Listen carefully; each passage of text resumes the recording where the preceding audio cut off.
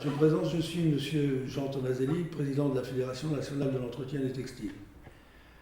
À la Fédération nationale de l'entretien des textiles, nous avons pris la décision de contrer l'arrêté du 7 décembre 2012, car il ne paraissait pas dans l'intérêt de la profession. Je suis Martine Luctaler, je suis avocat auprès du Conseil d'État et en l'espèce, j'ai déposé le 7 février un recours au nom de la FNET, la Fédération nationale du nettoyage, à l'encontre de l'arrêté du ministre de l'écologie du 5 décembre 2012.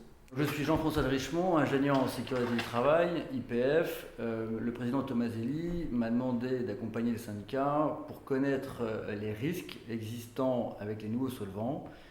Donc cette bataille est en cours et il y a réellement des risques. C'est la raison du pourquoi le président a déposé un recours. Aujourd'hui, réellement, en matière d'application du Code du travail, les artisans des pressings vont avoir et ont réellement des difficultés parce qu'il n'est pas dit clairement que le risque ATEX existe avec les machines qui utilisent le KWL, le K4 ou surtout l'IP 175.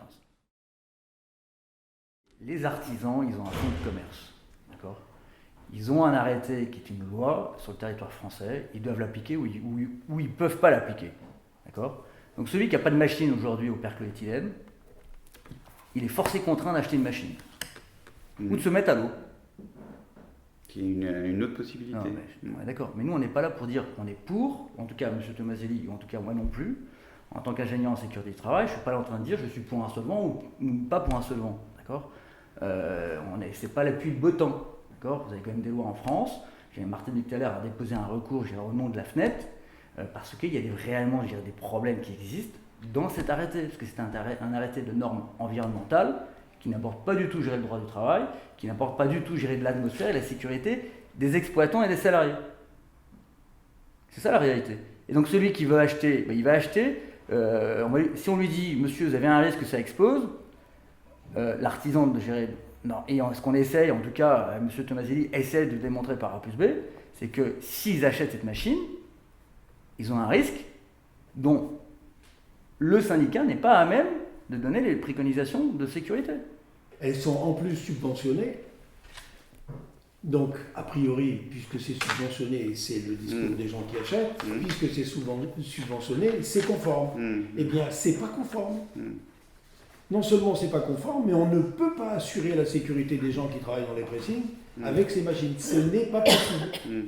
On a pris l'odeur du perclos comme étant sa signature de danger, l'odeur très forte du perclos, et on a dit c'est ça qui est le danger, alors que c'est pas du tout, c'est l'inverse. Et ça a été communiqué comme ça.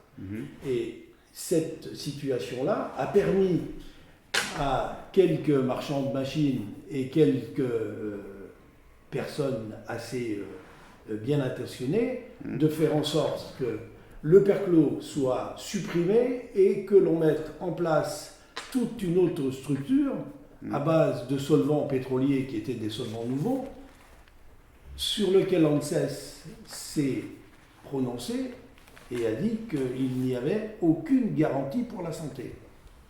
Moi aujourd'hui, il y a quand même le code du travail qui s'applique dans les établissements artisanaux, les entreprises. Vous avez le danger percloéthylène. Il y a une maîtrise avec les machines de 6e génération. On sait complètement maîtriser à 100%. Là, on peut appliquer les normes du travail. Voilà, exactement. On peut maîtriser à 100% le contrôle du percloéthylène et les normes du travail, d'accord, qui sont draconiennes dans la matière, sont appliquées. D'accord ? Donc le risque réel aujourd'hui avec le percloéthylène, c'est de dire j'ai une probabilité d'être en contact avec un solvant qui peut avoir des troubles. D'accord ? Donc, quelles sont mes mesures de sécurité que je mets en place ? Eh bien, c'est simple, je m'assure que j'ai une machine de 6e génération et je mets de la ventilation dans mon pressing. Et je m'assure que le mur mitoyen avec le voisin, il fait pas passer le percloéthylène si j'ai une fuite. D'accord ? Ça, c'est le risque réel professionnel de la profession. Le danger aujourd'hui concernant les nouveaux solvants, pas concernant le D5. Le D5, vous avez l'ADEME qui a dit que c'était le solvant le plus dangereux pour l'écologie. Et il vient de seulement paraître par rapport. Il n'a pas été communiqué. C'est la première chose. Et on vous dit, le D5, vous n'allez même plus avoir de machine au D5. Il ne reste plus que le KWL, le K4. C'est le D5. Le D5, c'est les pressings écologistes qui se sont mis en place suite à l'article de Nice. C'est-à-dire que c'est Sequoia. C'est Sequoia. Il y a des moyens qui sont extrêmement sérieux. Le premier moyen concerne d'abord un vice de procédure dans l'arrêté. Parce que l'arrêté, normalement, d'après le Code de l'environnement, il aurait dû être pris dès lors qu'il y a des prescriptions imposées aux installations classées. On doit consulter procéder à différentes consultations, entre autres à la consultation des ministres intéressés et à la consultation des organisations professionnelles concernées. Or, en l'espèce, il est évident que parmi les ministres intéressés, vous avez à l'évidence le ministre du Travail et le ministre de la Santé. Or, ces ministres n'ont pas été consultés. Par ailleurs, vous avez les organisations professionnelles qui ont été consultées, mais la FNET n'a pas été consultée, et il est évident que M. Tomaselli vous a dit que la FNET, ce que représentait la FNET siège au CCTN, la FNET est à l'évidence une organisation professionnelle concernée. Or, la jurisprudence du Conseil d'État est très claire. Lorsque il y a des avis, lorsque le ministre doit prendre des avis, et que ces avis peuvent avoir une influence sur la décision ou apporter des garanties aux intéressés, eh bien l'absence de ces avis entraîne un vice de procédure, donc l'annulation totale de l'arrêté. Sur le fond, bien sûr, on retombe sur ce que vous ont expliqué M. Richemont et M. Tomaselli. Nous avons soulevé un moyen qui est le moyen tiré de l'erreur manifeste d'appréciation. C'est un des moyens, c'est pas un moyen de légalité, si on n'est pas dans la légalité, on est dans une erreur manifeste d'appréciation qui est un moyen qui est contrôlé par le Conseil d'État. Alors, ce qu'on dit, on revient sur ce qui a été dit, finalement, si on respecte parfaitement les normes, le perchloroéthylène n'est pas dangereux. Bon. Donc ça, c'est une chose. On supprime ce perchloroéthylène pour le remplacer par des produits dont on vous a expliqué que c'était donc des solvants qui sont au minimum, les effets ne sont pas connus, parce que vous avez on voit très bien dans les tableaux que, par exemple, les effets cancérigènes, les effets mutagènes, les effets tératogènes ne sont pas connus. Toxicologiques, on ne le sait pas. Il y a des risques, au contraire, qui sont parfaitement connus et que vous avez expliqué M. Tomaselli, ça va, le risque d'explosion, puisque le point éclair est beaucoup plus bas, etc. Alors que le perchloroéthylène n'est pas inflammable. Encore une fois, j'ai bien compris que M. Tomaselli n'est pas pour le perchlo, contre le perchlo, etc.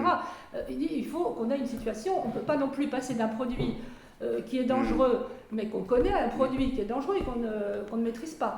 En 1998, vous avez la revue officielle de la profession, donc le CTTN. Je ne sais pas si vous connaissez qu'est-ce que c'est que le CTTN. Le CTN, c'est le comité technique. C'est la veille technique de la profession. Qui est l'intermédiaire ministère de l'Industrie et de l'Environnement, etc. Donc, c'est lui qui met la norme. D'accord. En 1998, dans la revue, ils nous disent on va interdire toutes les machines à base d'hydrocarbures. On était en 2013, donc en 98, ils savaient que ça allait déjà exploser. Les pompiers l'ont dit que ça allait exploser et qu'ils ne voulaient pas les voir dans les centres commerciaux. Mais les responsables syndicaux qui ont accepté et accompagné ce décret ont dit au mois de mai 2012 à la Chambre des métiers du 12e, clairement, statistiquement, on est obligé d'exploser. On va exploser. On a un courrier aujourd'hui, le président a écrit un courrier directement à l'INERIS, d'accord, qui est le service technique du ministère de l'Environnement. On leur a demandé de faire un devis concernant le risque, la maîtrise du risque, ATEX. ATEX, c'est quoi ? Atmosphère explosive. C'est la directive européenne, c'est applicable partout. C'est susceptible d'avoir une atmosphère ATEX. C'est dans le code du travail, c'est marqué. D'accord ? Ils ne veulent pas nous répondre. Quand vous êtes ingénieur en sécurité du travail, moi, je ne suis pas mécanique, je ne la connais pas. D'accord ? J'essaie de savoir quels sont les risques. Donc moi, M. Tomaselli m'a dit, qu'est-ce qu'on fait ? On voit quoi ? Moi, je dis, j'essaie de comprendre quels sont les risques. Et comment l'artisan de base va comprendre les risques. Premièrement, si on lui dit que la machine, il n'y a pas de risque, bon, très bien, allons-y. Le risque, il vient comment ? C'est en fonction du produit qui est mis à l'intérieur.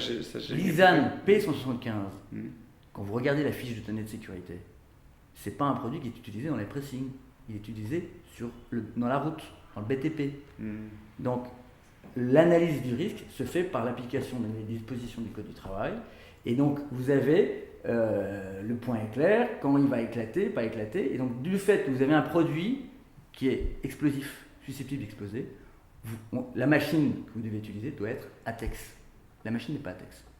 L'ISAN qui est utilisé dans les travaux publics, qui n'est pas un produit qui se vend pour mais les artisans possibles ne peuvent acheter que celui-là. On est d'accord? C'est un produit de chez Total. Il a un degré d'aromatique. Alors, il ne faut pas se tromper, les aromatiques, c'est les benzènes, les thuolènes, les produits cancérigènes. Il est 100% au-dessus de la norme du 2345. Et on est au double de la norme.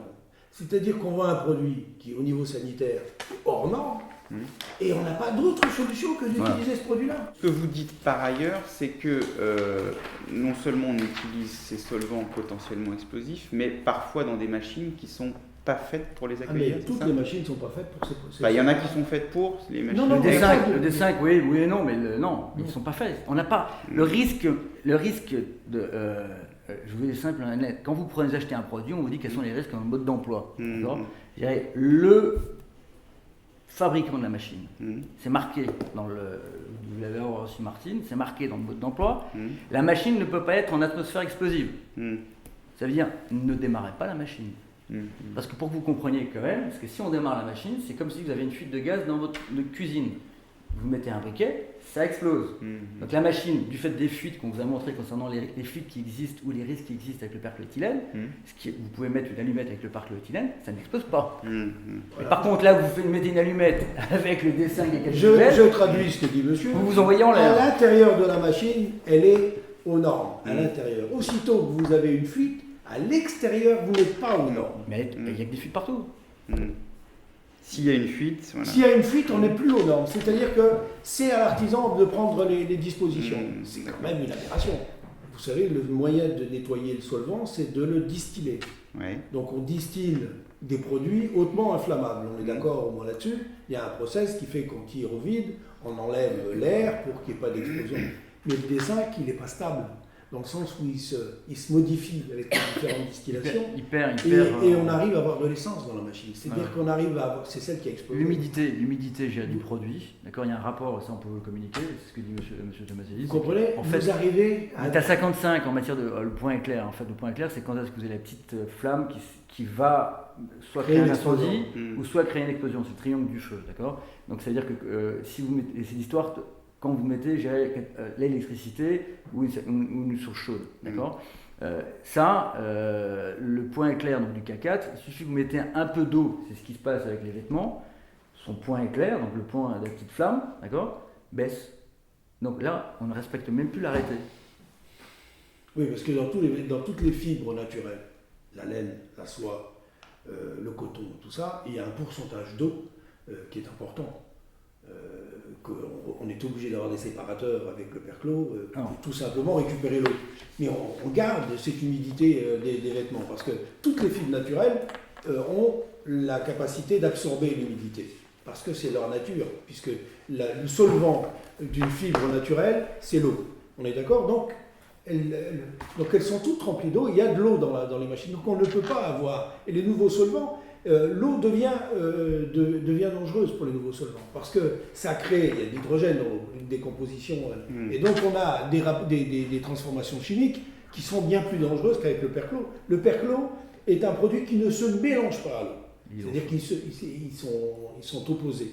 Ce qu'il faut savoir quand même aujourd'hui, c'est que toutes ces machines-là, elles sont sous un certificat CE, certificat conforme. Donc ça veut dire que c'est le fabricant, il dit j'ai appliqué le certificat CE, personne n'a vérifié. Personne n'a vérifié. Donc vous avez beau dire qu'il n'y a pas de risque, tant qu'il dit, c'est lui qui s'auto-certifie lui-même qu'il n'y a pas de risque. Donc en fait, le ministère du Travail saisit et vous lui demandez quoi? Non mais il est saisi par recommandé, donc on ne l'a pas saisi par justice.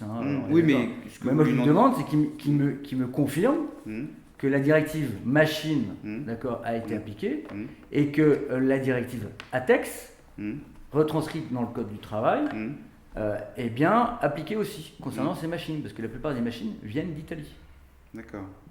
Parce qu'aujourd'hui, dès lors que si on sort du contrôle CE, il faut qu'on ait un organisme certifié qui dit que les machines ne présentent pas de risque ATEX.